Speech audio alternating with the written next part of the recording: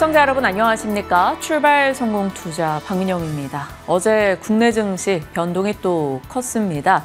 금리 경로가 불확실하다라는 점, 엔비디아 실적 경계감이 높아졌고 AI 버블론이 계속되고 있습니다. 새롭진 않죠. 똑같은 악재의 재탕이 이뤄지고 있는데요. 이로 인해서 시장의 변동은 나날이 커지고 있습니다. 과연 이 시기를 조금의 시간이 지난 뒤는 어떻게 기억할지 궁금해지는 순간이고요. 일단 어제 국내장의 변동 그리고 오늘 새벽 마감한 뉴욕장의 하락, 그것을 타개할 만한 대안책이 있을지 같이 고민해 보도록 하겠습니다. 전체적인 시장 분위기에 대한 이야기 오늘 집중적으로 다뤄갈 거고요. 우선 뉴욕장의 분위기 확인하고 돌아옵니다. 지금 너무 중요한 이벤트들이 예정되어 있다 보니까 일단 그 결과를 확인하고 가자라는 경계 심리가 우세한 분위기입니다. 뉴욕 증시는 간밤에도 하락세를 이어갔고요. S&P 500 지수 0.8% 마이너스, 오늘로서 나흘 연속 하락하며 지난 8월 이래 최장 기간의 마이너스권을 이어가고 있습니다. 나스닥 지수 1.2%의 하락입니다. 그래도 장중 저점에 2.1% 낙폭 대비했을 때에는 일부 만회하는 움직임이 인상적이기도 했습니다. 오늘도 하락의 명분은 AI 과열에 대한 우려가 지속됐다. 특히나 반도체와 빅테크 주들을 중심으로 이 낙폭이 연출이 되는 모습이었고요. 이제 내일 엔비디아의 실적 발표, 그 여부에 따라서 증시의 방향성이 한 차례 판가름이 될 것 같습니다. 엔비디아의 실적과 함께 내일 공개되는 것이 FOMC 의사록입니다. 최근 연준 위원들 간에 이 금리의 12월 결정 여부를 두고서 의견이 아주 뚜렷하게 엇갈리고 있잖아요. 이 사람들이 10월에 경기의 현재 상황 그리고 앞으로 금리 전망을 어떻게 진단했는가를 좀 명확하게 엿볼 수 있는 노트이다 보니까 이번 FOMC 의사록에 대한 주목도가 어느 때보다 높아질 것으로 보여집니다. 그리고 간밤 AI 과열 우려를 자극했던 또 한 가지 이슈가 있었는데 구글의 CEO죠. 순다르 피차이가 AI 붐에는 비이성적인 측면이 있다. 거품이 터진다면 우리 구글을 포함해서 그 어떤 기업도 타격으로부터 자유롭지는 못할 것 같다라는 발언 등도 참고해 보셔야 될 것 같습니다. 그래도 암호화폐 시장 내에서의 변화가 좀 눈에 띄고 있습니다. 비트코인 가격이 한 15시간 전쯤에요. 9만 달러 선을 깨고 아래로 내려왔었거든요. 그런데 이후 몇 시간 만에 빠르게 다시금 반등을 하면서 현재 구간에서는 93,300달러대도 회복한 채 움직이고 있습니다. 어제 이토로증권에서 이 비트코인 가격이 나스닥 그리고 미국 증시의 선행 지표다. 이런 흥미로운 관점을 제시해서 기사를 자세하게 읽어봤는데 비트코인이 9만 달러 선을 이탈하고 그 흐름이 지속된다면 미국 증시 약세도 지속될 가능성을 시사한다. 반대의 경우에도 마찬가지죠. 이렇게 비트코인 가격이 빠르게 회복한다는 것을 우리는 증시 전체에 대한 긍정의 시그널로 해석해봐도 좋을지 기대감을 가져봅니다. 그렇다면 이제 내일 가장 중요한 이벤트 엔비디아 실적에 대한 여러 가지 예상들을 확인해 보겠습니다. 일단 리서치 기관인 오라츠의 분석에 따르면 내일 실적 발표 이후 당일의 주가 변동이 7%로 예상되고 있습니다. 이걸 시가총액 기준으로 환산한다면 최대 3,200억 달러, 한화로 약 430조 원 이상의 당일 변동이 예상되는 거고요. 실제로 지난 12개 분기 동안 엔비디아 주가는 실적 발표 이후에 7.3% 평균적으로 당일 변동이 나타났던 히스토리가 있습니다. 지금 엔비디아가 S&P 500 지수 안에서 차지하는 비중이요, 무려 8%에 달합니다. 따라서 이렇게까지 큰 단일 종목의 변동이 나타난다면 증시 전체적으로 휘청거릴 여력이 있겠죠.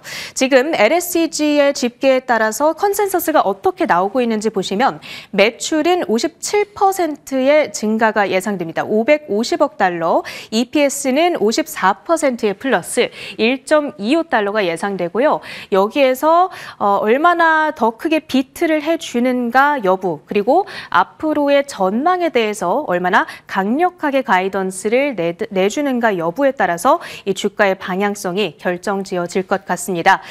엔비디아의 주가와 함께 가장 크게 연동 관계를 보이는 종목들의 리스트도 가지고 왔습니다. 팔란티어와 엔비디아와 TSMC, 슈퍼마이크로 컴퓨터, 버티브 홀딩스, 탈렌 에너지, 그리고 크리도 테크놀로지 등이 포함이 됩니다.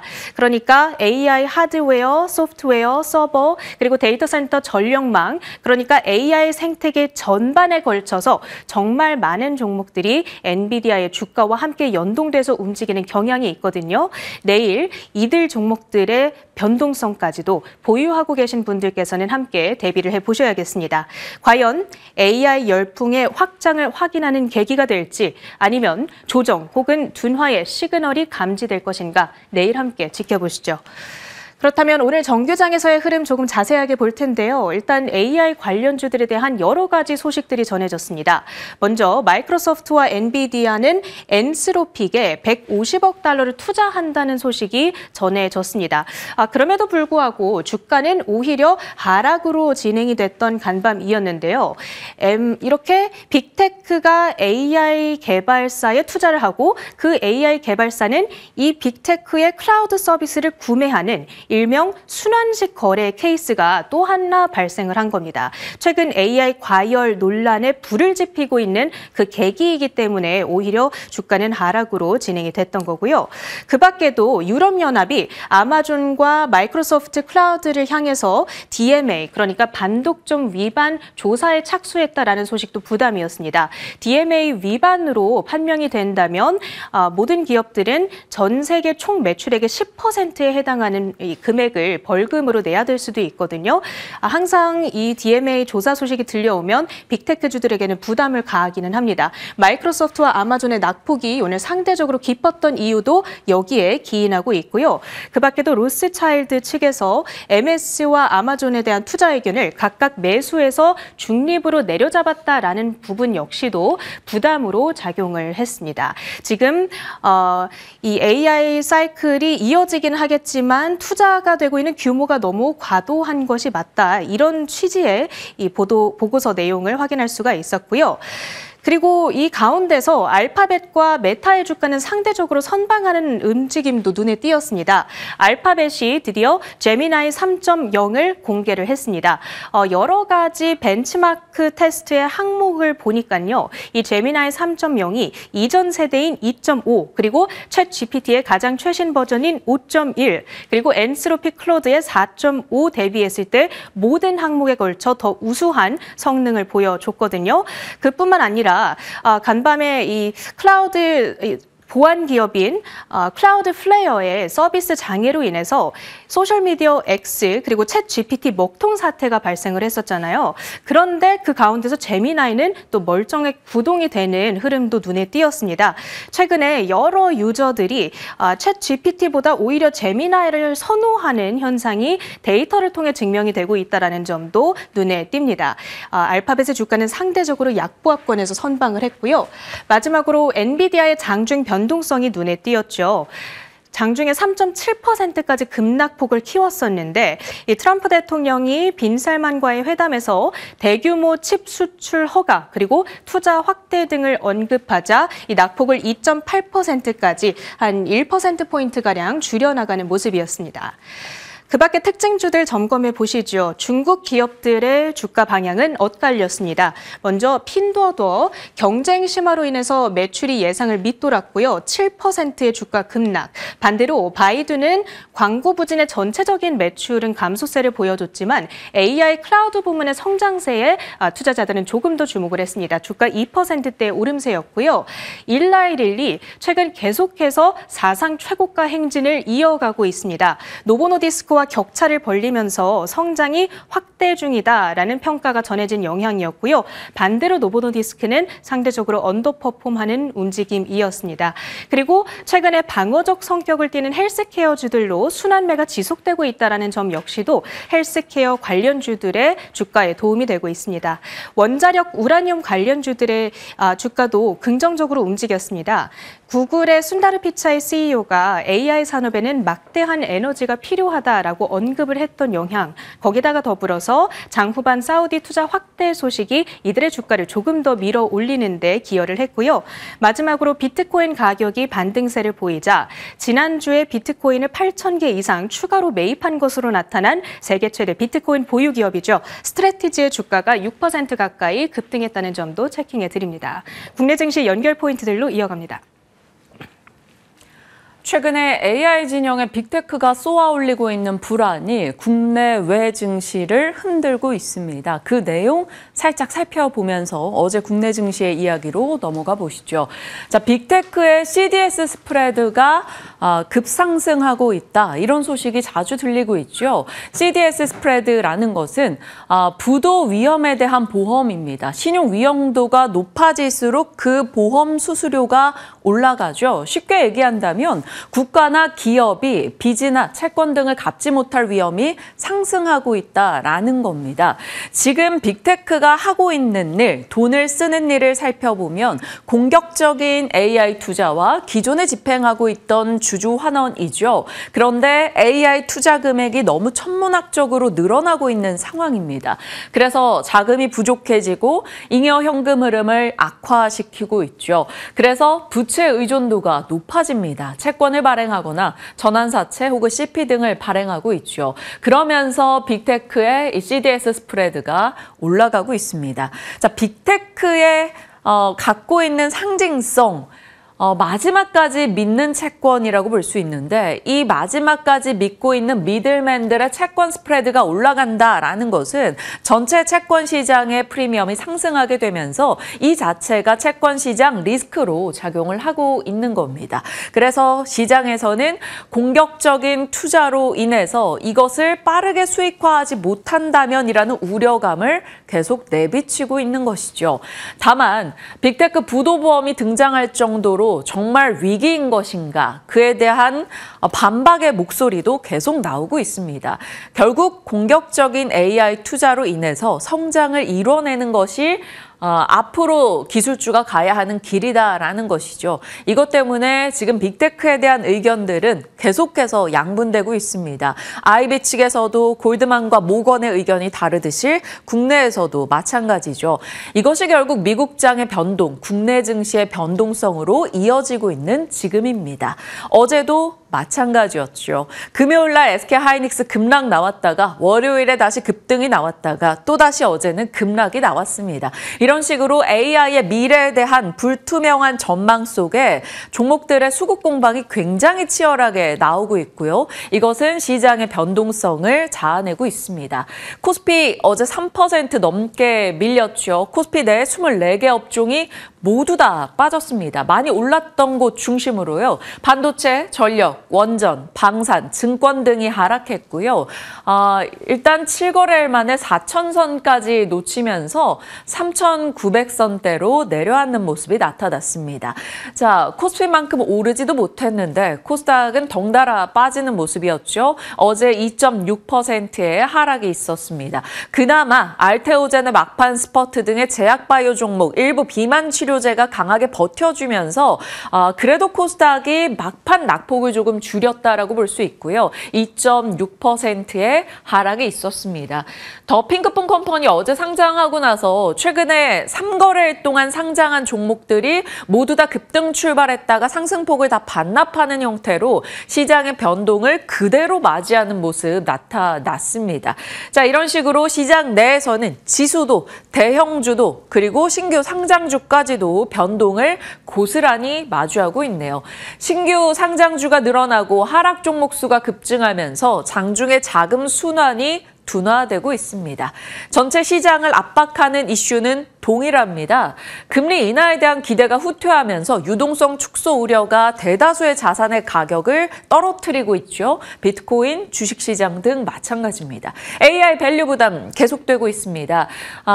소프트뱅크와 마이클 버리에 이어서 피터 틸 펀드에서 엔비디아 지분을 매각한 점이 불안을 자극하고 있죠. 사실 소프트뱅크는 엔비디아 지분 매각해서 다른 AI에 투자를 함이었고 이 피터 틸 펀드의 이번 엔비디아 지분 매각 규모 자체가 그리 크지는 않았었습니다. 그럼에도 불구하고 시장은 이것을 차익 실현의 자극제로 썼고요. 여기에 불을 지핀 게 메타, 알파벳, 아마존 등에서 회사채를 발행하면서 앞서 보신 대로 빅테크가 쏘아올리고 있는 불안이 CDS 스프레드 상승으로 이어지고 있죠.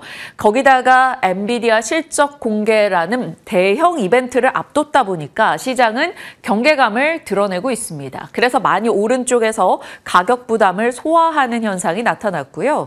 삼성전자, SK하이닉스를 비롯해서 두산 등의 종목들, 엔비디아 향 종목들 특히나 도 많이 빠지는 모습이 확인됐습니다. 자, 그러면 그나마 어제장에서 오르는 쪽에 서 있었던 종목군은 무엇일까요? 상대적으로 사이즈는 작은 쪽이었습니다. 어제 이 시간 이야기를 나누어 봤었던 중국과 일본의 갈등 속에서 중국이 일본에 대한 한일령을 내리고 있는데 그 과정에서 중국 관광객들이 한국으로 오지 않을까 그 기대감이 작용되는 곳이었죠. 호텔, 서부 T&D, GSPNL 이런 종목들 강했고요. 카지노 쪽 파라다이스, 롯데관광개발 그리고 일부 유통주와 일부 엔터주가 올랐습니다.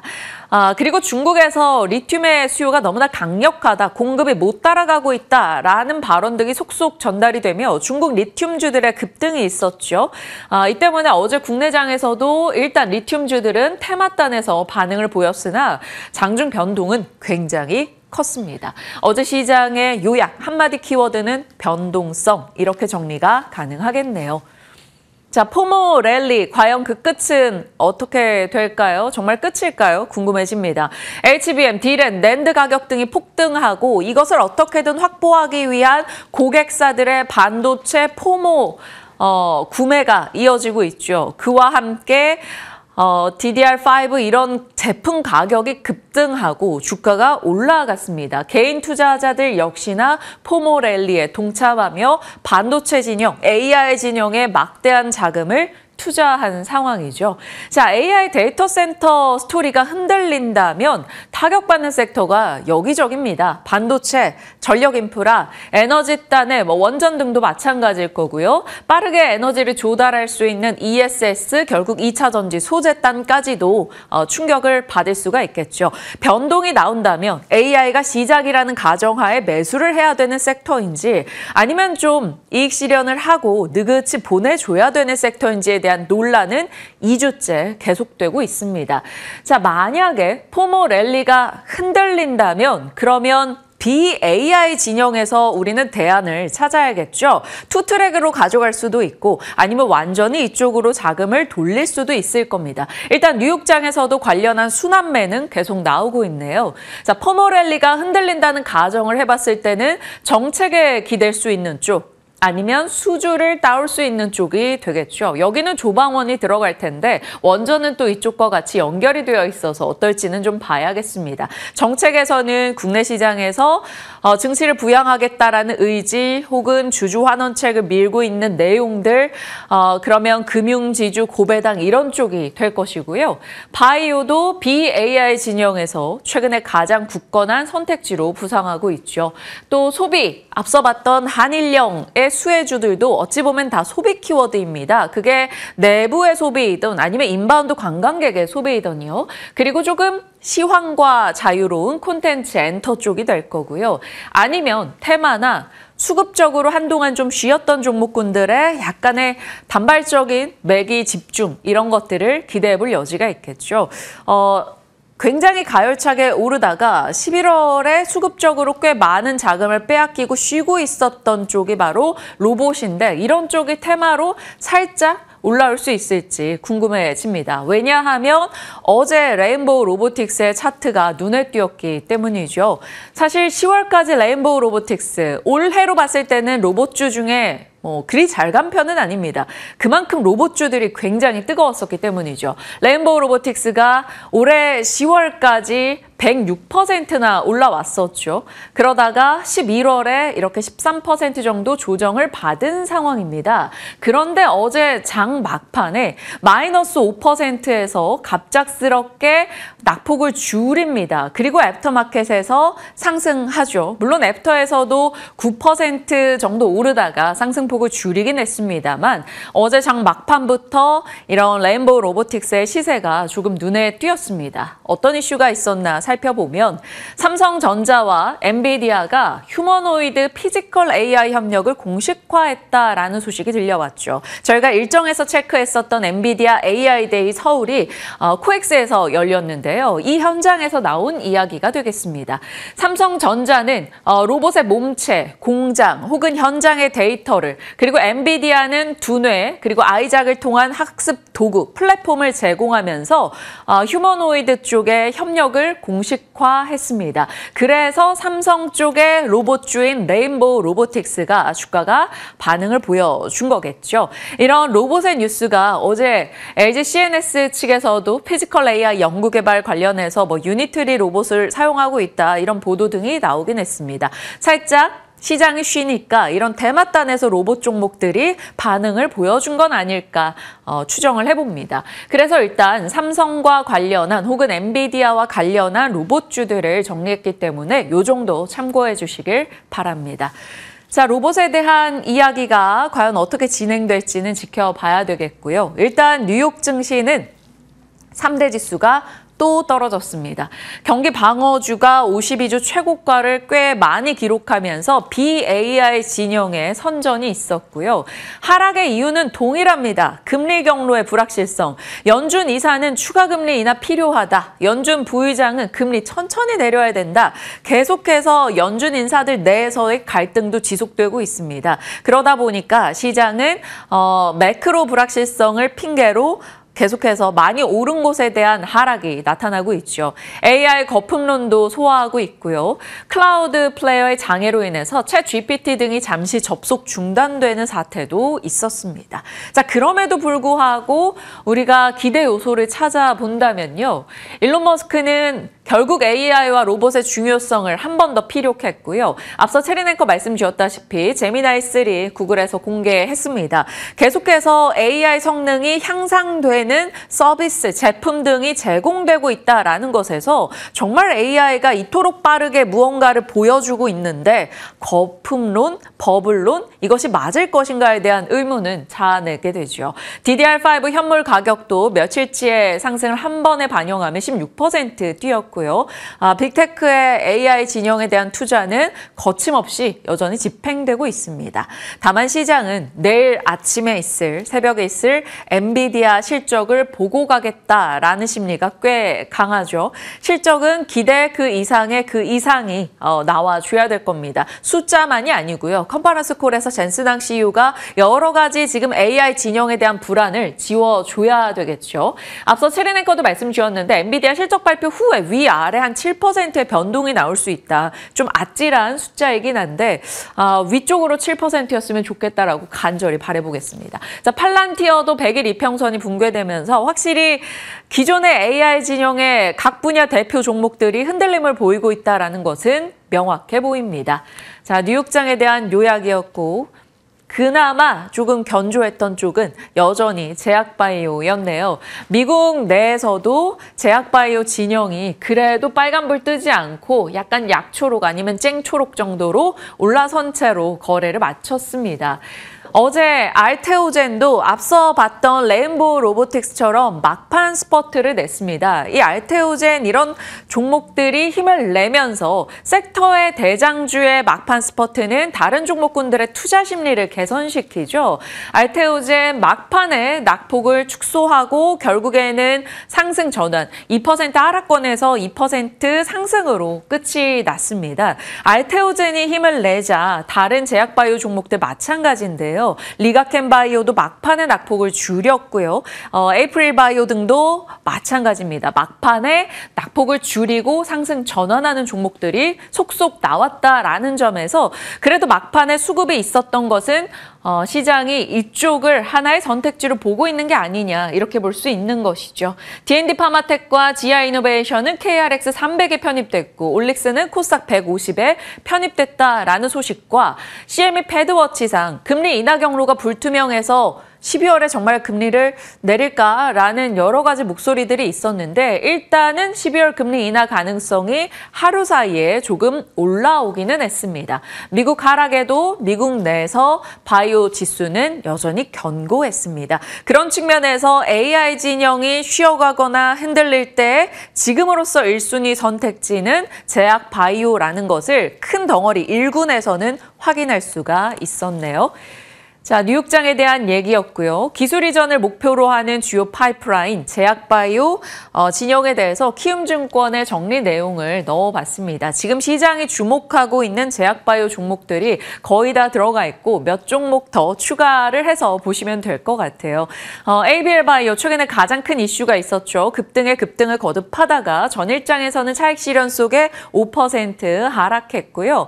알테오젠 일단 바이오 섹터의 대장주로서 최근엔 좀 잠잠한데 그래도 여전히 굳건하게 자리를 지키고 있기는 합니다. 피아주사 SC 제형 관련해서 뭔가 모멘텀을 쏴준다면 바이오 섹터 전반의 투자 심리를 더 회복시켜줄 수 있지 않을까 살펴야 되겠고요.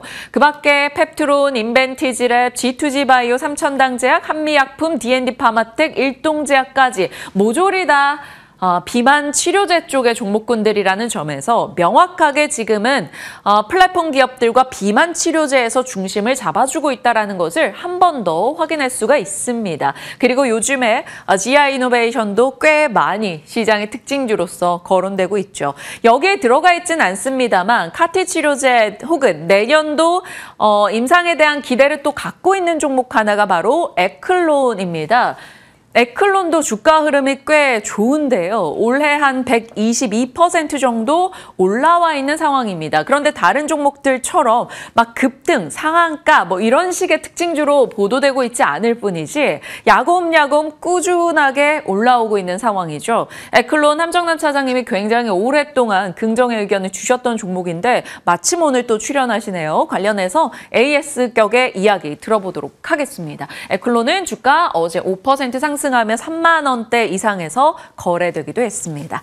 자, 제약바이오에 대한 얘기였고요. 자, 이런 시장 분위기 속에서 결국에는 AI 기대를 한껏 끌어올린 엔비디아가 지금 AI 버블론을 잠재워줄 수 있을지 결자 해지에 엔비디아를 좀 기대해 보겠습니다. AI 거품론이 확산되고 있죠. 젠슨왕이 이것을 진화해 줄 수 있을지 궁금합니다. 어제도 블룸버그의 보도에 따르면 지금 펀드 내에서 엔비디아 지분을 늘린 곳과 엔비디아 지분을 줄인 곳의 숫자가 거의 비슷비슷하다. 그러니까 엔비디아 혹은 AI 진영에 대해 시장이 고민하는 것이 굉장히 박빙이라는 것이죠. 글로벌 투자자 엔비디아 지분 처분 이슈, 앞서 말씀드렸던 소프트뱅크부터 마이클 버리 등등의 이야기가 차익 실현의 자극제가 됐는데 과연 내일 아침 6시에 발표되는 엔비디아 실적, 그 이후에 이어지는 컨퍼런스 콜에서 어떤 내용이 나올지 궁금해집니다. 시장의 실적에 대한 전망치는 요 정도 제시가 되고 있어요. 엔비디아 실적과 컨콜의 내용에 따라서 거품이냐 아니면 이제 시작이냐라는 것에 의견이 좀 모아질 것으로 보입니다. 이틀 전에도 말씀드렸죠. 기술주의 무기력증을 엔비디아가 종식시킬지 아니면 증식시킬지 봐야 된다. 일단 시장의 실적은 굉장히 좋을 것으로 애초에 알고 있습니다. 얼마나 좋은가가 또 기대 그 이상이 나와주는가가 중요하고요. 지금 AI 칩의 실제 가용 연한에 대해서 빅테크가 속이고 있다 이런 얘기가 나오고 있죠. 감가상각에 대한 엔비디아 입장도 중요하고요. 지금 엔비디아 마진율 체크가 굉장히 중요한 키로 떠오르고 있습니다. HBM의 가격 혹은 LPDDR의 가격 이런 것들이 엔비디아의 마진을 좀 훼손하는지 여부도 살필 필요가 있어 보이네요. 꼼꼼하게 내일 소식 나오는 대로 저희가 같이 정리해서 전달 드리겠습니다. 시장에 대한 이야기였고요. 넘어가서 분위기 파악해 보겠습니다. 일단 전체적인 시황 측면에서는 구글 CEO의 AI에 대한 비이성적 요소가 있다라는 것이 한 번 더 AI 진영의 변동을 조금 자아냈고요. 엔비디아 실적 경계 AI 버블론에 여전히 시달리고 있습니다. 다만 그나마 좋은 쪽을 살펴본다면 10년물 국채금리가 하락했고요. 지수는 그래도 낙폭을 줄였습니다. 사우디 빈살만이 이제 7년 만에 미국에 방문해서 트럼프와 빈살만의 만남이 있었고요. 이 자리에서 칩 수출 허가나 투자에 대한 이야기가 오갔죠. 이 때문에 엔비디아가 잠시라도 낙폭을 줄이는 모습, 시장이 낙폭을 좀 줄이고 원자력 쪽이 강세 흐름을 기록하기도 했습니다. 자, 미국 쪽에서 강했던 쪽은 제약바이오. 아무래도 방어적 성격을 갖고 있고 머크 등의 긍정적인 임상 내용이 전달되는 종목이 하나씩 매일 나와주고 있고 BAI 진영이라는 점에서 AI가 흔들리니 이쪽의 선택지로 부각이 되고 있습니다. 국내도 마찬가지죠. 전일장에 제약바이오 막판 스퍼트가 있었고요.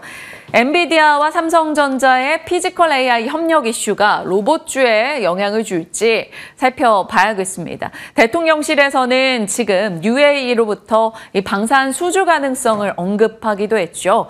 이쪽에 대한 내용은 지금 중동 순방 과정에서 들려오는 모멘텀은 앞서 BAI 진영에서 수주 키워드를 갖고 있는 쪽입니다. 방산이나 원전. 그러니까 K산업의 경쟁력이 부각되는 부분이 되겠죠. 지금 방산 원전 관련해서 UAE와 모멘텀이 아랍에미리트와의 모멘텀이 조금 강화되고 있다는 측면에서 일단 이 뉴스도 국내에 영향을 줄 수 있을지 체크해 두도록 하겠습니다.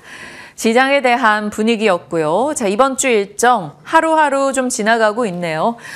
여러 일정들이 지나가는 가운데 이제 내일 새벽에 있을 엔비디아 실적, 내일 밤에 있을 월마트 실적 등이 가장 중요해 보이고요. FOMC 의사록 공개는 사실 시장은 꼭 체크하긴 합니다만 FOMC 의사록은 이미 지나간 데이터라는 점에서 그리 크게 영향을 주지 못하고 있는 최근이긴 합니다. 그 밖의 일정들은 이 정도 있으니까요. 살펴보시길 바랍니다. 자, 시장의 흐름 짚어봤고요. 섹터 뉴스 들어갈게요. 미나 앵커 나와주시죠. 네, 시장의 분위기가 굉장히 어수선하고 혼란스럽습니다. 이럴 때일수록 시각을 넓히기보다는 좁혀야 하지 않을까라는 생각도 드는데요. 그래서 단기적인 모멘텀을 확실히 갖고 있는 쪽이라든지 뭔가 테마성 움직임을 야기할 수 있는 재료들을 조금 더 눈여겨봐야 하는 시점이 되지 않을까 싶습니다. 그리고 그와 관련되어 있는 확실한 쪽이 바로 중국 모멘텀을 갖고 있는 쪽이 될 텐데요. 중국 모멘텀을 갖고 있는 쪽, 대표적으로는 화장품이라든지 엔터사들, 그리고 이렇게 좀 중국인들의 소비 영향을 많이 받았던 쪽이 최근 시장에서는 많이 각광을 받았습니다. 하지만 이번에 한일령 소식이 전달이 되면서 조금 더 그 안을 내부적으로 더 공략해봐도 되지 않을까라는 생각이 들어서 준비를 해봤는데요. 함께 살펴보도록 하겠습니다. 460만 명의 중국인들이 서울병을 앓고 있다고 합니다. 우리나라 서울에 여행을 오고 그만큼 그리워하는 숫자가 점점 더 늘어나고 있는데 여기서 한일령으로 인해 일본행 티켓들이 많이 취소가 되고 있고 그러한 수요가 우리나라 쪽으로 올 것이라는 기대감이 시장에 번지고 있습니다. 지금 주말 사이에 일본 단체 여행 예약 60%가량이 취소가 됐다고 하고요. 그리고 우리나라의 여행 인기 순위가 일본을 앞질렀다는 소식까지 전달이 된 바 있습니다. 그리고 주말 동안에 중국 해외여행 국가 인기 순위를 살펴보시더라도 항공권 결제 1위를 우리나라가 차지하게 됐고요. 그리고 검색량 1위도 한국, 특히나 서울이 차지하고 있었다는 점을 살펴볼 수가 있었습니다. 이는 그리고 중국 현지 데이터입니다. 그만큼 우리나라 여행 선호도가 점점 더 높아지고 있다는 차원에서 중국 효과를 우리가 생각했던 것보다 더 크게 기대를 해봐도 되지 않을까라는 의견들이 계속해서 나오고 있는 거죠. 앞서 말씀드린 것처럼 사실 중국 소비 영향을 많이 받았던 쪽은 K-뷰티라든지 화장품, 엔터 이렇게 좀 국한이 되어 있었습니다. 하지만 한일령 효과까지 더해진다면 그 안에서 그동안 소외를 받았었던 여행주라든지 유통업계 그리고 항공 쪽도 기대를 걸어봐도 되지 않을까 궁금해지는 대목인데요. 그 안에서 최근에 여행과 유통 쪽으로 긍정적인 시각이 나오고 있기 때문에 별표를 쳐봤고요. 여행 섹터부터 살펴보도록 하겠습니다. 먼저 하나증권의 의견을 정리해 본 건데요. 그동안 중국인 무비자 입국에 대한 기대감, 그리고 10월 황금 연휴 효과 기대감으로 인해서 여행주들이 반짝 또 기대감을 갖기도 했습니다. 하지만 이제 계엄 사태 그리고 항공 참사 영향으로 인해서 갈팡질팡하는 모습을 나타내면서 생각했던 것보다는 약간의 억눌림 현상이 나타나기도 했었는데요. 하지만 하나증권에서 지금 강조하고 있는 것은 이연 수요는 언제나 존재하고 내년에 이제 높은 기저 효과를 기반으로 반등이 예상된다라는 점이었습니다. 그리고 노랑풍선이 최근에 또 주가가 굉장히 견조하게 움직였는데요. 노랑풍선의 특징은 중국, 일본, 동남아 같은 패키지 비중이 이쪽에서 굉장히 높은 중소형 여행주이기 때문에 주가 반응이 가장 가볍게 나타났다, 그리고 확실하게 나타났다라고 요약을 해볼 수 있습니다. 그래서 지난 전일장에서도 20% 가까이 되는 상승으로 거래를 마쳤는데요. 그래서 이제 이 여행 테마 레버리지 역할을 할 수 있다는 차원에서 의미를 갖고 있었고, 다만 이제 아직 노랑풍선을 비롯해서 대표 여행사들의 실적이 아직까지는 부진하기 때문에 뭔가 이러한 기대감을 안고서 주가가 탄탄하게 빌드업을 한다라기보다는 테마성 움직임에 그칠 수 있다는 점은 늘 고려를 해보셔야겠습니다. 넘어가서 유통 쪽 살펴보겠습니다. 유통 쪽도 이제 회복 국면에 진입했다는 증권가의 평가가 속속들이 나오고 있는데요. 2024년 연말을 살펴보시면 지난해 연말까지는 부진했습니다. 소비 위축 그리고 정치 변수로 인해서 성수기 효과가 예전보다 상당히 약했었는데 올해 연말을 기준으로 살펴본다면 조금씩 상황이 개선되는 모양새가 나타나고 있는데요. 그리고 실제로 3분기부터 반등 흐름이 나타나고 있다는 점도 예의주시해봐야 하는 포인트가 되겠습니다. 면세점과 백화점, 공항 리테일 전반적으로 우선 내국인들의 소비가 회복이 되고 있다는 점이 긍정적이고요. 그리고 해외 큰손들이 이 K-뷰티를 많이 쓸어 담고 있는 모습이 조금씩 더욱 강화되고 있기 때문에 그에 대한 기대감도 점점 더 커지고 있다는 점 고려해봐야겠습니다. 그리고 이제 매출 전략 핵심으로 우리가 눈여겨봐야 하는 포인트를 4가지 정도 준비를 해봤는데, 여기서 가장 중요한 것은 큰 손들의 움직임, 그리고 럭셔리 제품 같은 고수익 카테고리가 얼마나 확장이 되고 거기서 얼마나 소비가 증가하는지에 따라서 실적이 달라질 수 있다는 점, 이 부분을 눈여겨봐야겠습니다. 대표적인 유통사들 백화점 3사의 3분기 실적이 그를 뒷받침해주고 있는데요. 살펴보도록 하죠. 신세계 영업이익 같은 경우 3분기 영업이익입니다. 전년 대비 7.3% 증가했고요. 현대백화점도 영업이익이 견조한 성장세를 나타냈습니다. 전년 대비 12.3%의 성장 흐름을 나타내면서 고무적인 평가를 받고 있는데, 한 가지 아쉬운 점은 이제 컨센서스 측면에서는 아직은 메꿔야 하는 갭이 좀 남아 있습니다. 하지만 이제 작년 대비해서 조금씩 회복하는 흐름이 나타나고 있다는 점 자체를 긍정적으로 보고 있고요. 롯데쇼핑 같은 경우에는 전체 실적은 부진하지만 백화점 부문에서는 올해 3분기 연속으로 성장세를 나타냈다는 점에 긍정적인 평가를 받고 있습니다. 그리고 3분기 실적보다 더 중요한 것은 이제 앞으로의 전망이 조금씩 더 개선이 되고 있다는 점인데요. 이제 연말 성수기를 앞두고 있는 상황인 만큼 백화점 매출 모멘텀이 강화될 것이라는 기대감이 나오고 있는 겁니다. 먼저 신세계와 관련되어 있는 투자 의견을 살펴보시면요. 한화투자증권에서 TP를 25만 원으로 기존 대비 약 30%가량 상향했습니다. 그리고 한국투자증권에서도 긍정적인 투자 포인트들을 짚어줬는데, 우선 내년부터 백화점의 영업이익이 증가할 것으로 전망을 했습니다. 그리고 오랜만에 지금 환경 자체가 우호적인 쪽으로 조성이 되고 있다는 점을 보고 있는데요. 지금 실제로 이제 91년생부터 95년생이 결혼 정년기에 들어가게 되면서 혼인 건수가 증가하고 있다고 합니다. 그리고 이제 출생아 수까지 증가하면서 좀 큼직큼직한 소비가 이뤄지고 있다는 점을 긍정적인 패턴으로 보고 있고요. 그리고 내년부터 이제 본격적으로 중국인 효과까지 더해질 것이기 때문에 매출 성장 모멘텀이 더욱더 탄탄해지고 있다는 흐름을 캐치해 준 겁니다. 그리고 이러한 흐름이 지속이 된다면 한다면 신세계 같은 경우에는 이제 방어주 이상의 역할을 할 수 있을 것이라고 보고 있는 건데요. 이 부분은 신세계뿐만 아니라 유통업 전반적으로 해당이 되는 모멘텀이 되겠습니다. 특히 신세계 같은 경우에는 이제 면세사업부의 영업이 중단이 됐던 만큼 영업 적자 폭이 대폭 개선될 것으로 예상이 되고 있는 상황이기 때문에 눈여겨보자는 투자 코멘트가 짚히고 있습니다.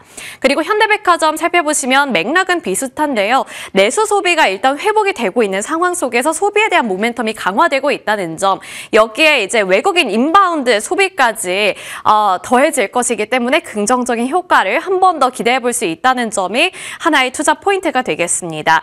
그리고 현대백화점도 마찬가지로 영업이익이 개선될 것이라는 기대감 짚히고 있는 상황이고 10월 기준 백화점 거래액은 12% 고성장했다는 점도 긍정적인 트렌드가 되겠습니다. 여기 올해 외국인 매출 목표액도 전년 대비 20% 높여 잡고 있기 때문에 외국인들이 많이 들어올수록 이러한 목표치 그리고 전망치는 더욱더 커질 것이라는 점 체크포인트가 되겠죠. 그래서 메리츠증권에서는 현대백화점의 TP를 11만 원으로 약 34.1% 기존 대비 올려 잡았습니다.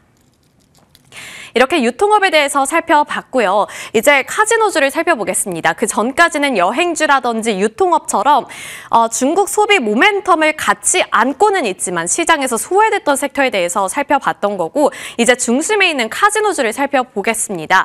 카지노주는 이제 여행에 대한 이야기가 나올 때마다 무비자 입국에 대한 이야기가 나올 때마다 거론이 되면서 사실 올 한 해 동안 주가가 폭발적으로 성장을 했었고 그만큼 카지노주에 대해서는 제가 여러 번 브리핑을 해드린 바 있습니다. 그런데 여전히 증권가에서는 카지노주를 향한 긍정적인 시각을 유지하고 있는데요. 그리고 그 대표적인 증권사가 바로 하나증권입니다. 외국인의 카지노 고성장은 앞으로도 이어질 것이라고 전망했고요.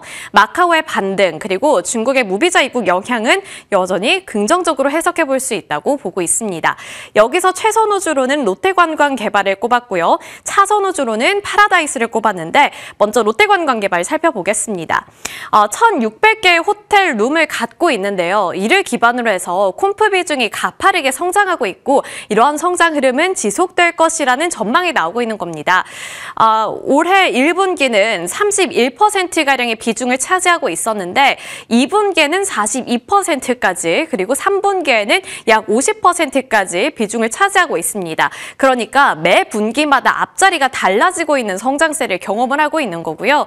그리고 연간 약 2,500억 원 이상의 현금 창출이 가능한 기업으로서 부채 상환을 통해서 가파른 순이익 상승 사이클에 들어갈 것이라는 전망도 상당히 긍정적이죠. 그리고 이러한 부분들을 다 같이 고려해서 환산을 해봤더니 중장기적으로 봤을 때 이 롯데관광개발의 시가총액은 최소 3조 원 이상 전망이 된다라고 말을 하고 있습니다.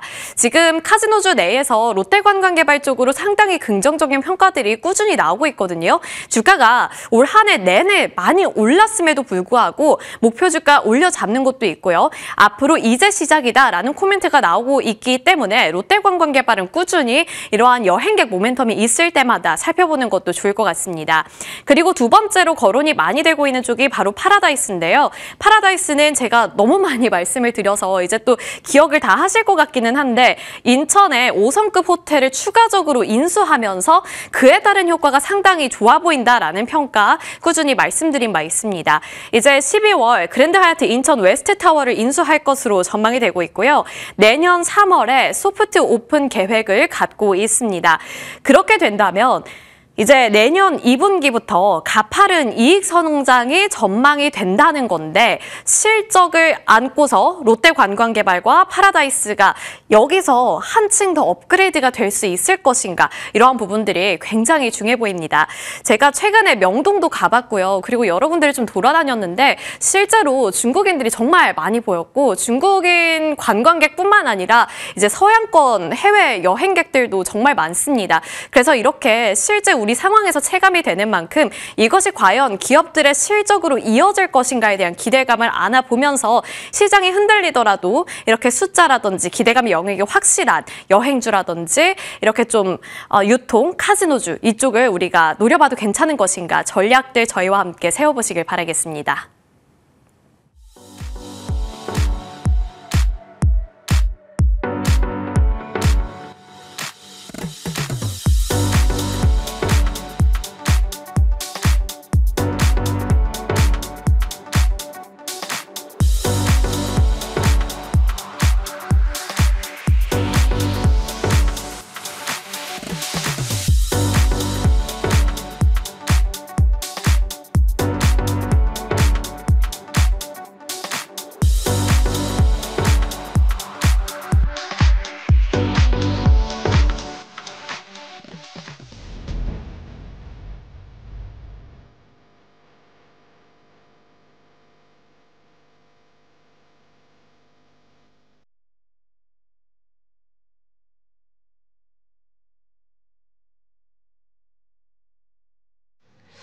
무난하게 올라가서 이렇게 긴급 진단 혹은 특집 이런 것들을 좀 준비하지 않는 장이 오히려 좋은 것 같습니다.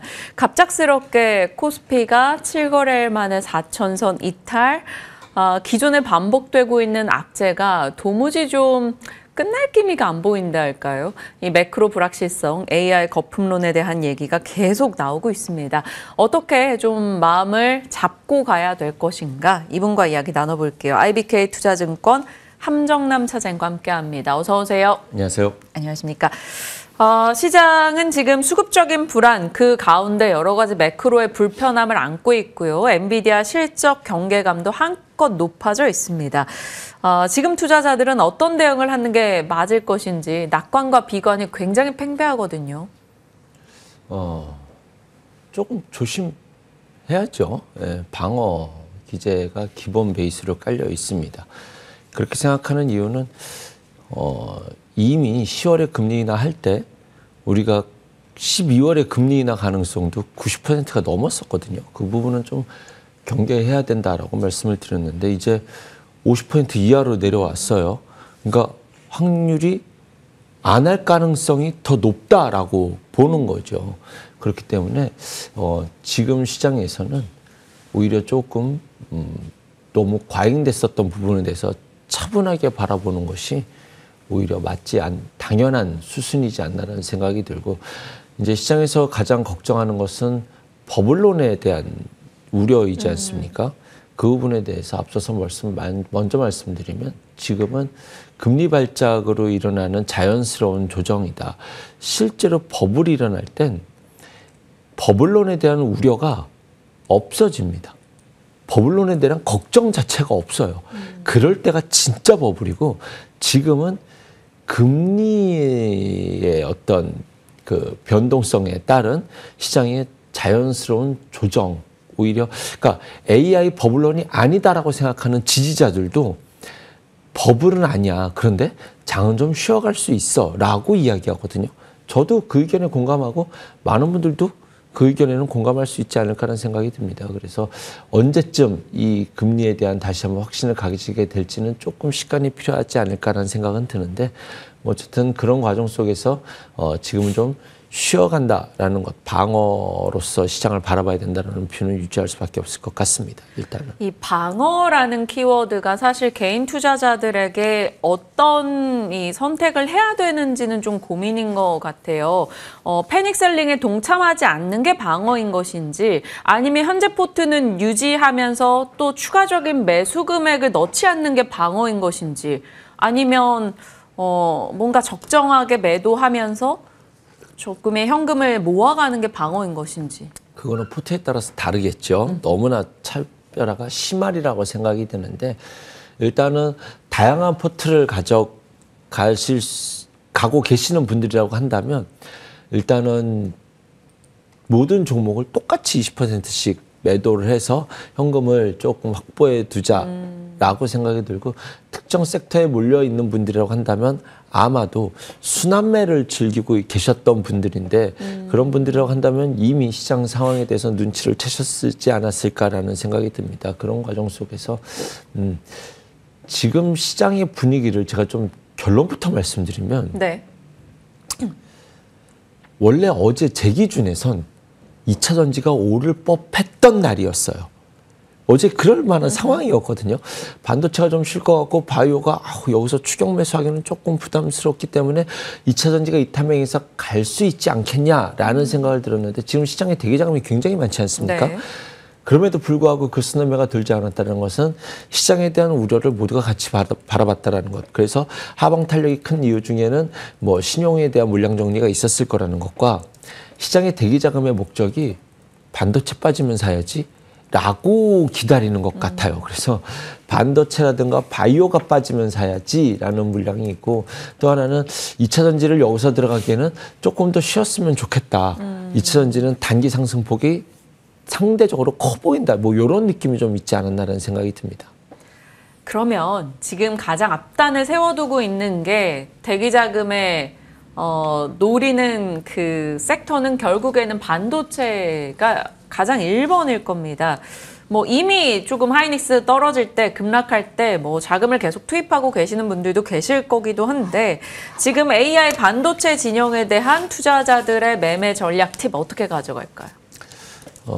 버블론이 계속 나오고 있죠. 소프트뱅크가 다 팔았는데 엔비디아를 지금 피터 틸도 다 팔았다고 하니까 진짜 버블 맞는 것 같은데 그리고 사실은 전략적 투자자가 이탈하는 것만큼 불안한 이슈는 또 없죠. 그들이 뭐 팔았다는데. 하지만 금액 자체로 보면 그렇게 많다라기보다는 조금 충분히 팔 수도 있지 않나라는 생각이 듭니다. 그런 과정 속에서 이제 어제 삼성전자는 매수였거든요. 네. 외국인의 스탠스를 봤었을 때 시장이 엔비디아의 독주에서 기회 확산 이 저는 반도체를 바라보는 어떤 제가 바라보는 본심일 것 같습니다.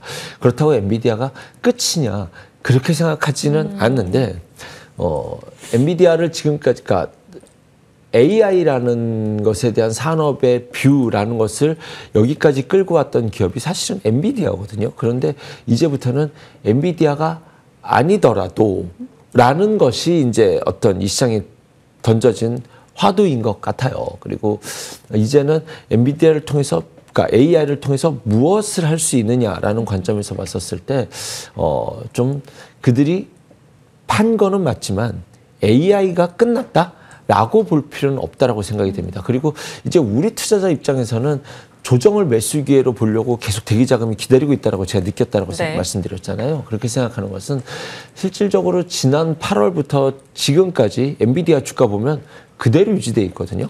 근데 지난 8월에 삼성전자의 주가는 7만 원이었어요. 그런데 지금 11만 원 찍고 꺾였다는 것은 비단 AI 시장에 대해서 가장 하이엔드급의 반도체만이 아니더라도 지금 전통 메모리가 좋은 것이 반도체 투톱이 여기까지 끌고 온 핵심이었거든요.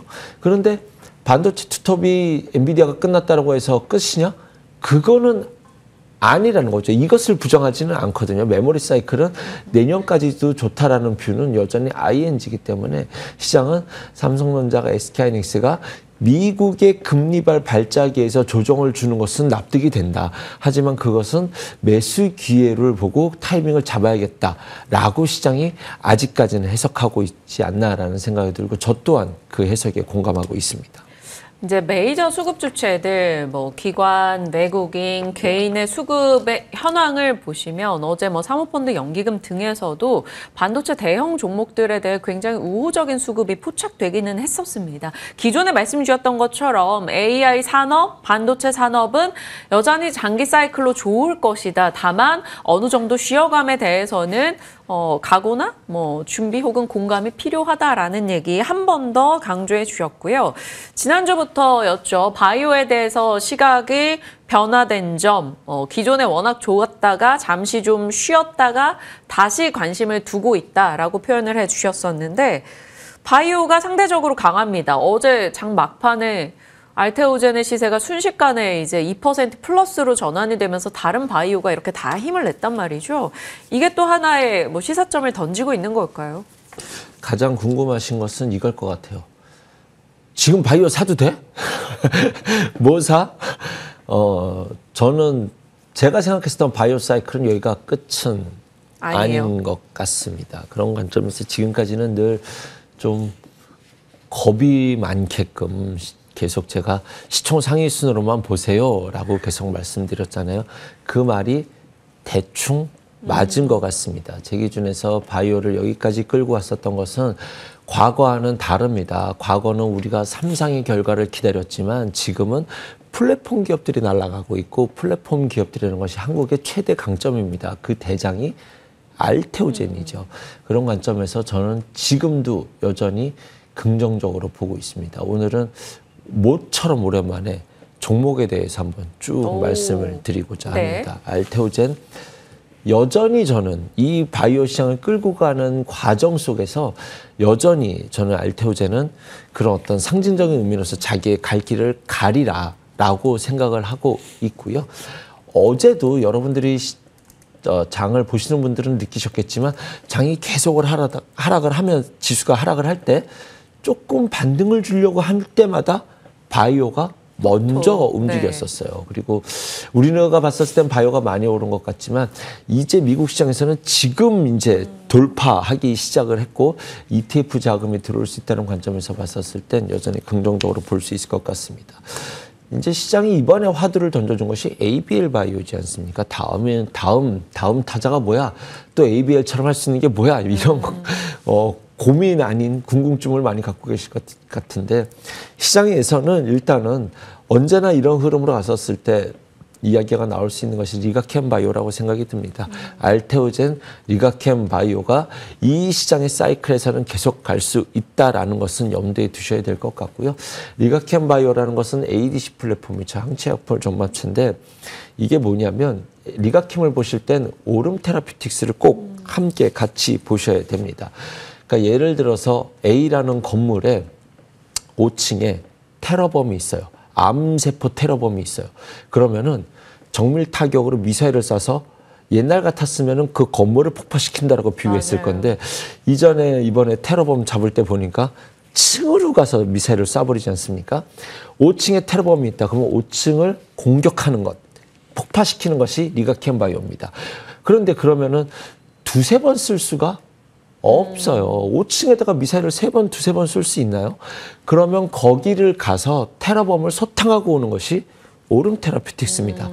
대신 범위는 작겠죠. 왜냐하면 폭파시키는 것이 쉬워 보이니까. 그래서 그런 플랫폼을 갖고 있는 것이 리가캠, 테러범을 소탕하는 것이 오름 테라피틱스다. 둘 다 매력이 있죠. 또한 오름 테라피틱스 같은 경우는 이제 그것을 DAC라고 하는데 전 세계 임상이 28개 중에서 대한민국이 2개를 갖고 있어요. 임상 실험이. 그 2개는 전부 다 오름 테라피틱스가 하고 있다라고 해서 리가캠과 오름 테라피틱스를 함께 보셔야 되는데 둘 다 여전히 저는 ING 긍정적으로 보고 있습니다.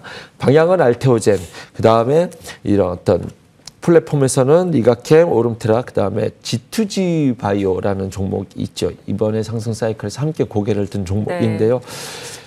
한 번 주사를 맞고 기간이 길게 끌고 갈 수 있다라는 점. 이것은 비만 치료제에도 동일하게 적용될 수 있겠죠. 비만 치료제 주사를 일주일에 한 번씩 맞느냐, 한 달에 한 번 맞느냐는 의미가 다를 테니까 그 플랫폼 자체를 갖고 있다라고 해서 G2G도 여전히 긍정적으로 볼 수 있겠다라는 생각을 갖고 있습니다. 플랫폼 자체가 매력적이에요.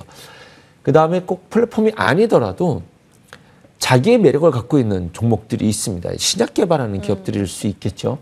일단 기본적으로 저는 한미약품을 굉장히 긍정적으로 보고 있는데 비만 치료제에 대한 시작부터 경구용 비만 치료제까지 파이프라인을 다 갖고 있고 또 하나는 이제 코스피 바이오에 저는 관심을 갖고 있다라고 하면서 최근 계속 말씀드리지 않았습니까? 이것이 ETF 자금이 들어올 때 좀 긍정적으로 볼 수 있다는 점과 이제 삼성바이오로직스가 분할 상장하게 되면 이쪽으로 자금이 동시에 좀 유입될 수도 있다라는 기대감, 여러 가지 복합적으로 갖고 있습니다. 비만 치료제에 대한 마지막 주자, 그 다음에 진짜 어쩌면 찐일지도 모를 주자, 그다음에 수급에 대한 긍정성, 이런 것까지 포함해 봤었을 때 한미약품도 그런 상징성을 갖고 있는 기업이다라고 말씀을 드리겠고요.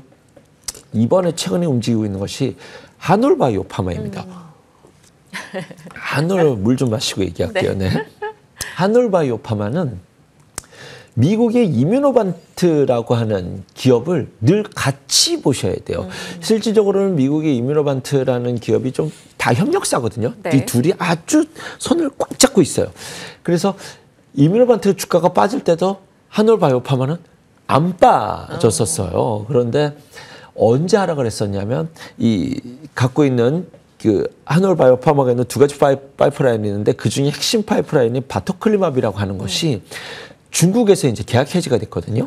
그래서 이제 주가가 한번 크게 하락을 했었습니다. 그런데 지금 한올바이오파마가 가져가려고 하는 길은 이뮤노반트랑 협력을 해가지고 바토클리맙이 미국에서 성공을 하느냐 마느냐지 중국에서 철수되는 것은 큰 악재가 아니었는데 솔직히 큰 악재가 아니라고 할 수는 없죠. 악재인 건 맞습니다만 주가가 그것 때문에 하락을 했었다가 지금 미국의 이뮤노반트도 주가가 반전을 주고 있죠. 그 바토클리맙의 경쟁 약품이 아젠스라고 하는 기업인데 아겐스라고 이제 찾아보시면 됩니다. 그 기업 시총이 80조예요. 근데 그것을 이뮤노반트랑 한올바이오파마가 손잡고 그쪽에 대해서 지금 화면에 나가고 있죠. 중증 근무력증과 시신경 척수염인데 그 시장을 쫓아가겠다. 이미노반트 시총이 지금 6조 정도 되고요. 하늘바이오 파마가 2조가 좀 넘어섰죠. 이제 그러면 그것에 견주어 가서 그 시장을 도전한다는 것만으로도 지금 여전히 ING다. 이전에 주가를 하락했던 것은 중국과 계약이 끝난 건데 실질적으로 그 당시에는 미국이 중국 기업과 손잡고 있는 바이오 기업들 전부 다 손 쳐버리려고 했었기 때문에 뭐 그것 때문에 그렇게 된지는 모르겠습니다만 그건 아닐지도 모르겠습니다만 어쨌든 그 악재 대비 갖고 있는 매력은 별도로 있다라고 저는 개인적으로 해석하고 있습니다. 네, 바이오에 대해서 쭉 얘기를 해주고 계시는데 사실 저희가 함정남 차장님 떠올리면 생각나는 바이오 종목들이 있단 말이죠. 네. 굉장히 오래전에 제가 뭐 연초에 첨생법 얘기할 때도 이제 그 이전에 말씀 주셨던 뭐 에클론, 큐로셀 이런 종목이 있고 최근에 지난주에 딱 얘기해 주셨던 퓨처캠도 있어요. 그래서 에클론 시세 돌아보니 야금야금 122% 올랐던 올해더라고요. 그래서 에클론도 궁금하고 큐로셀 그리고 퓨처캠 어떻게 할까요? 퓨처캠 방사선 의약품이잖아요. 퓨처캠 먼저 쌌죠. 퓨처캠 보면 따라갈 종목이 뭐냐. 퓨처캠을 여기서 사이가 손이 쉽게 나가진 않을 것 같습니다. 그럼 다음 주자 뭐 봐야 돼? 그러면 셀비움 보시면 되지 않을까. 같은 일을 하고 있는 기업이다. 에클론이 이렇게 날아가네? 그러면은 큐로셀을 보시면 되는데 큐로셀 같은 경우는 이미 시장에서 다 알고 있었다라고 제가 말씀드렸잖아요. 이것이 그 식약처에서 통과가 되냐 마느냐 마지막 기대감을 갖고 있어서 큐로셀은 오히려 시장에서는 안 되면 큰일 나는 상황인 것이고 그 수급을 지금 에클론이 쫙 빨아서 그쪽으로 수급이 잘 쏠려갔죠. 그러면 그렇다라고 해서 큐로셀이 끝이냐? 저는 개인적으로 그렇게 생각하지 않습니다. 만약에 제가 지난번에도 말씀드렸지만 에클론이나 큐로셀은 같이 보셔도 되는데 이 두 가지 카티 치료제라는 것이 지금 혈액암을 바라보고 있거든요. 그런데 혈액암이 끝이면 식약처에서 통과되는 것이 세론이 될 수 있지만 이 두 기업은 둘 다 고형암에도 지금 이제 파이프라인을 확대해 가고 있거든요. 그래서 이것은 끝이 아니라 저는 카티 치료제라는 것이 이번에 어떤 식품의약처에서 우리가 패스트트랙으로 통과되는 이 두 종목 다 마찬가지죠.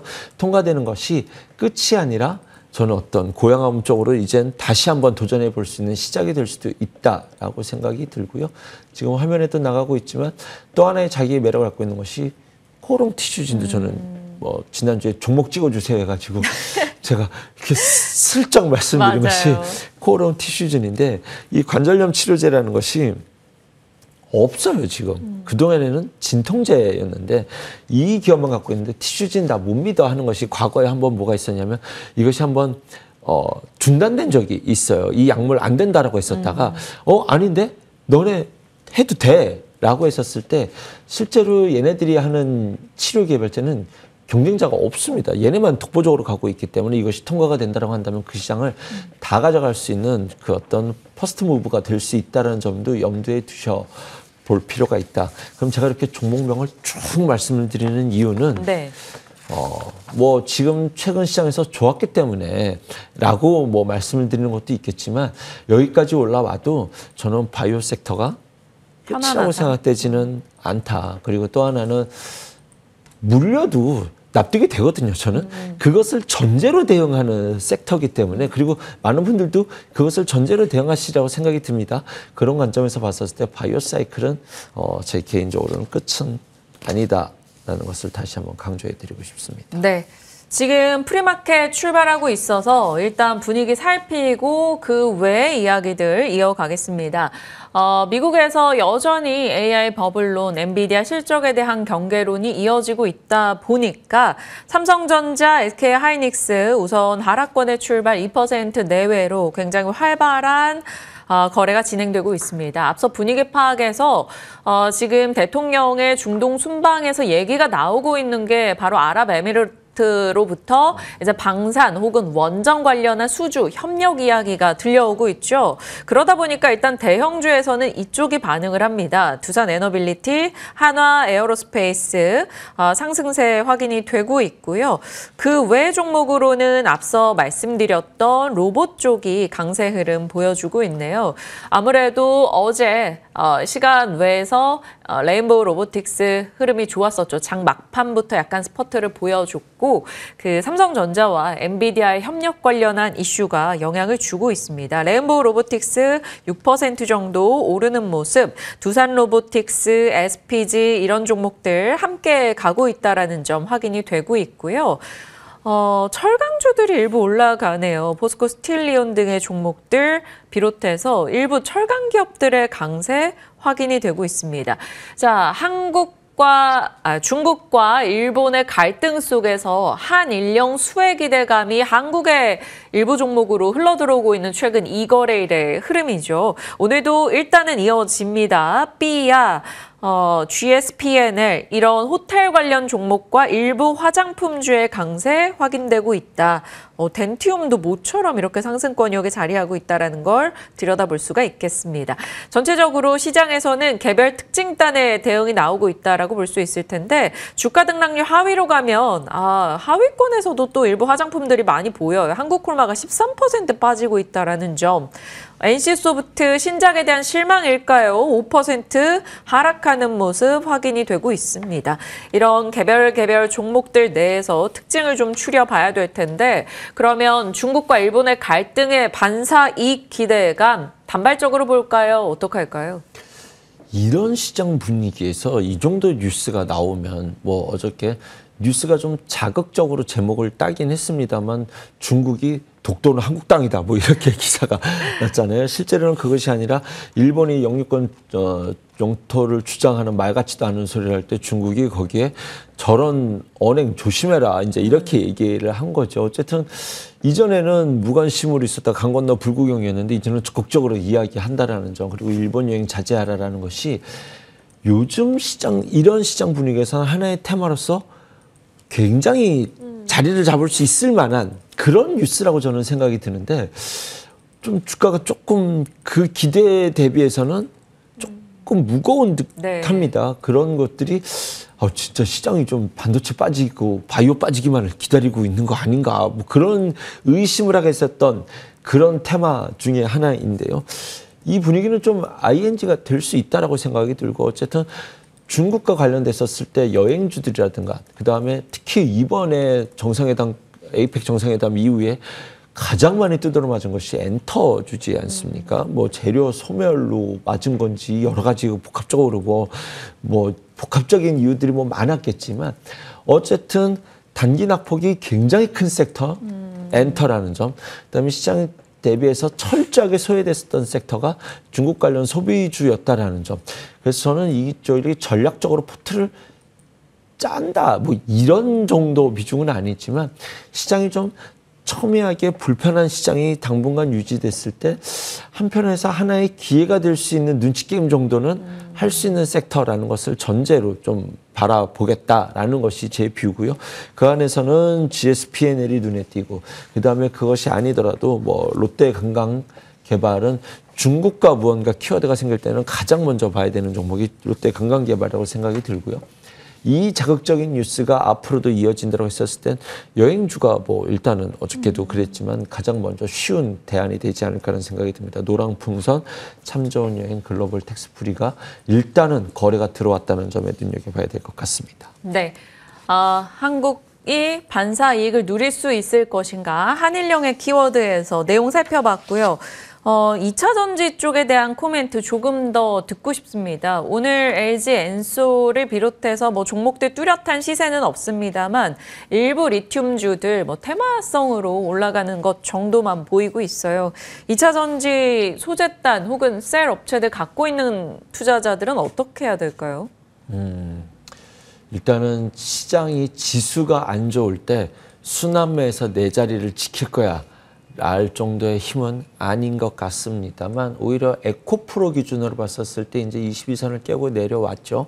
그러면 이 시장을 정확하게 이해하고 있는 트레이더 입장에서는 이제부터는 눈여겨볼 가능성이 있다라고 저는 생각을 합니다. 2차 전지가 지금 이 시장 분위기가 만약에 지금 제가 계속 노이즈라고 말씀드리는 것이 금리라고 말씀드렸잖아요. 그런데 금리가 언제 다시 확률이 높아질 것이냐.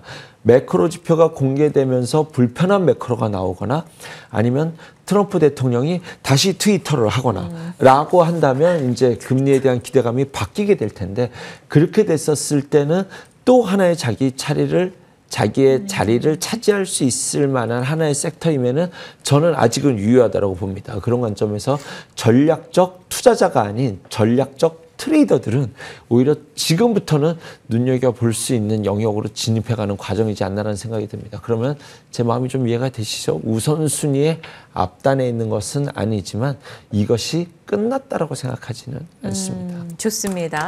그러니까 완전히 시장에서 지금은 분위기를 못하는 군에 들어가서 이렇게 치워놔야 되는 섹터가 아니라는 거죠. 지금의 우선순위에서는 약간 바이오 등이 더 우세하지만 2차 전지의 역할, 입지에 대해서는 아직까지 지켜볼 여지가 있다라는 점입니다. 자, 지금 오늘장에서는 아무래도 순방 이슈도 있고 BAI 진영이 조금 관심을 받는 시기다 보니까 원전 혹은 방산 이런 쪽이 올라가고 있기는 한데요. 이 원전 방산에 대한 키워드 어떻게 뽑으실지 궁금하고 사실 방산은 누리호 발사, 우주항공 일정도 있기는 합니다. 네. 어제 시장을 봤었을 때 원전은 이제 뉴스가 나왔죠. 이재명 대통령이 아랍에미리트 순방 때문에 관련된 이슈가 있어서 그것과 관련돼서 자기 차례를 잘 기다리고 있다. 투싼에너빌리티는 눈여겨볼 수 있을 만한 상황이다라고 말씀을 드리겠고요. 어제 눈에 띄었던 종목이 저는 한국항공우주입니다. 마지막 방산의 마지막 주자가 될지 아니면 우주를 바라본 첫 스타트를 끊는 기업이 될지는 잘 모르겠습니다만 네. 어떤 그림이 될지는 모르겠습니다만 실질적으로 방산이 막 조정을 주고 막 노이즈들이 많았을 때도 그냥 얘는 자기 자리를 자기 타이밍을 기다리고 있다라는 느낌이었거든요. 핵심은 일단은 우주 이야기는 나중에 해야 될 것 같습니다. 지금 제가 항공우주를 바라보는 핵심 키워드는 KF-21이죠. 대한민국 방산 능력이 실질적으로 우리가 공개하는 자료보다 성능이 훨씬 더 뛰어납니다. 우리 이거 5km 정밀 타격이야 하면은 실제로 쏴보면 10km 날아가고요. 실질적으로 우리가 갖고 있는 능력보다 축소해서 보이거든요. 축소해서 광고를 해요. 그럴 수밖에 없는 상황이다라고 저는 생각이 드는데 해외에서는 그것을 알고 있다라는 것이죠. 그래서 과거에 이제 있었던 전투기에 관련돼서는 이미 충분히 신뢰를 갖고 있는데 지금 KF-21은 우리나라가 이제 샀거든요. 우리나라 이제 국방부에서 산 건데 이거 말고 앞으로 지금까지는 기대감. 그런데 이제 양산 첫 해가 이제부터 시작된다라고 한다면 이제부터는 수주 기대감이 나올 수 있는 타이밍이다. 지금은 양산할 수 있어, 능력이 있어 이거였다라고 한다면 수주가 나오기 시작할 원년이 이제 내년이 되지 않을까라는 생각이 듭니다. 지금 우리나라 국방부에서 샀는데 제 주변에 이제 밀리터리에 대해서 굉장히 관심이 많으신 분들을 본다면 이쪽에 대해 신뢰도가 매우 높으시더라고요. 저보다는 좋아하는 사람이 더 잘 알 텐데 굳이 제가 저만의 소설을 쓸 필요도 없다라는 생각을 그것을 전제로 깐다 하더라도 지금의 주가에서는 눈여겨봐야 될 자리에 있는 종목이 저는 오히려 한국항공우주라고 생각이 듭니다. 네, 한국항공우주 부담 없죠. 이 종목 같은 경우는 접근하기에. 근데 이런 눈여겨볼 수 있는 모멘텀을 기억하면서 살펴보겠습니다. 일단 주가 등락률 상위권에는 로봇주가 지금 10분 사이에 모두 장악을 했습니다. 앞서 삼성전자, 엔비디아 협력 얘기 말씀드렸죠. 삼성과 협력의 이력이 있거나 삼성의 자회사이거나 한 기업들이 확실히 좋네요. 삼성 협력 쪽에 엔젤 로보틱스 11%, 삼성이 지분 갖고 있는 레인보우 로보틱스 6%, 그 밖에 에브리보토 삼성과 협력의 이슈가 있고요. 두산 로보틱스는 삼성물산과 협동 로봇 관련한 계약 이슈가 있었습니다. 그러다 보니까 이런 쪽 종목들이 상대적으로 더 강하고요. 이제 하이젠 R&M, SPG 이런 감속기계 업체들부터 해서 같이 올라가는 모습 포착이 되고 있습니다. 뉴로메카도 마찬가지네요. 전체적으로 일단 오늘은 테마단에서는 로봇이 장악을 하고 있다. 이 정도 분위기 살펴볼 수 있겠습니다. 자, 시장 전반에 대한 전략 함정남 차자인과 다뤄봤네요. 말씀 고맙습니다.